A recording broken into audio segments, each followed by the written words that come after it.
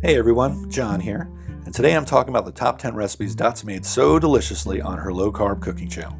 Caution, these are my favorite recipes, not necessarily hers, and I'll be presenting them in no particular order because I love them all. Alright, here we go. Pumpkin quick bread. I love this one because it doesn't require that much nut flour.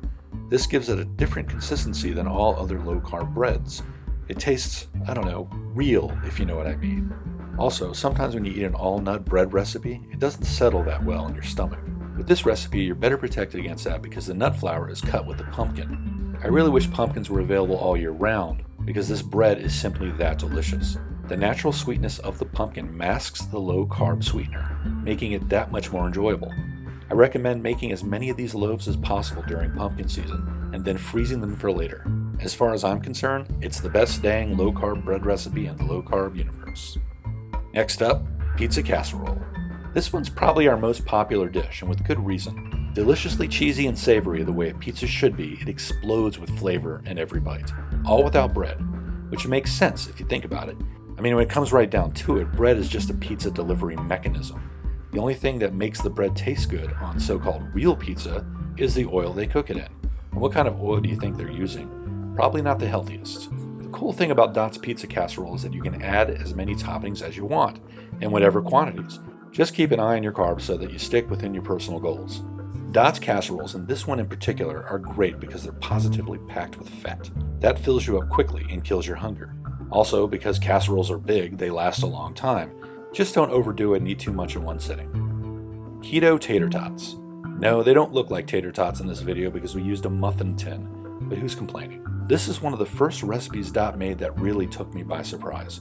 These yellow lumps of savory goodness taste exactly like tater tots, at least to me. And I got a real thrill of nostalgia dipping them into sugar-free ketchup. Next time we make them, I'm going to try using mayo. Yum yum. Lemon cheesecake bites. Oh my goodness, oh my goodness. These things were so good, I was seriously in jeopardy of eating way more than the serving size. Cheesecake is almost naturally low carb, minus the buckets of sugar they normally put them in, of course. Yeah, we used a sweetener, but it didn't taste off the way I've come to expect from other artificially sweetened desserts. Maybe it was because of the high fat content, or the zesty bite of the lemon curd. Oh, I love that lemon curd. Intense lemon flavor that delivered the promise of the tangy aroma. Highly recommend making that curd. It sends this dessert way over the top right into professional baker quality, in my opinion. Quite simply, this is the best dessert Dot's made to date. Now, of course, you gotta like cheesecake. Or do you? Truth is, I was never a cheesecake fan, but I love this one, and I'd eat it every day if I could. Green bean casserole. I didn't even know I liked green bean casseroles until I had this dish. It was so intensely cheesy, with a layered texture. Creamy, crunchy, and crisp. In Dot's recipe, she uses a surprising ingredient for the crispy top that blew my mind. She also added bacon. The green beans were just a teensy bit crunchy and naturally sweet. More of a side dish than a main course, this went great with chicken, but in my opinion, it'd go good with just about anything. Cheesesteak Casserole. Out of all the casseroles Dot's ever made, this is the one I loved the most. And I have to say, it's my favorite non-dessert dish on the channel. I love steak. And I really, really love steak and cheese. I honestly thought it wouldn't be possible to capture that love without the delicious bun, and I was wrong. This is the cheesiest thing on the planet, even more than the green bean casserole. What does it is the cheese sauce. I'm thinking you could probably use that cheese sauce for a bunch of other recipes. After we stopped filming, Dot had her sensible-sized portion. I had a sensible-sized portion, followed by another sensible-sized portion. That cheesesteak casserole didn't last the next day, let me tell you. My advice, be like Dot. Don't be like me. Ham and cheese rolls. I love this little snack for several reasons. 1, I'm not a cook, but I can make this dish. 2, I love all the ingredients. Ham, cream cheese, spring onions. It tastes so good. Unlike Dot, I like to spread a little mayo on it. I love the crunch of the onion when you bite into it.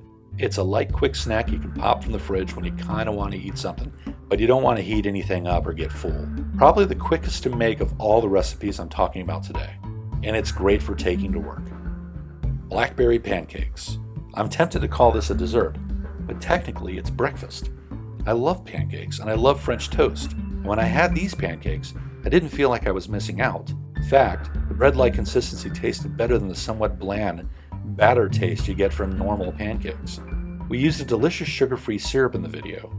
The pancakes were surprisingly light and fluffy despite not using a wheat-based batter. Not heavy at all. And the blackberries were a rare fruity treat for us. Pulled pork.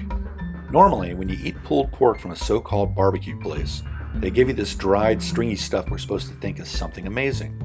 In reality, barbecue places have suffered under the low-fat craze just like every facet of our modern Western diet. If you buy barbecue in a store or restaurant, it comes drained of fat, leading to something that has to be repaired. So how do we do that? We load it up with sugary barbecue sauce and lots of it. And we do this to keep from choking on it as we try to swallow it, usually with lots of water, or what most Americans drink it with, soda or beer. Dot's recipe fixes the dryness problem by leaving the rendered fat inside the barbecue.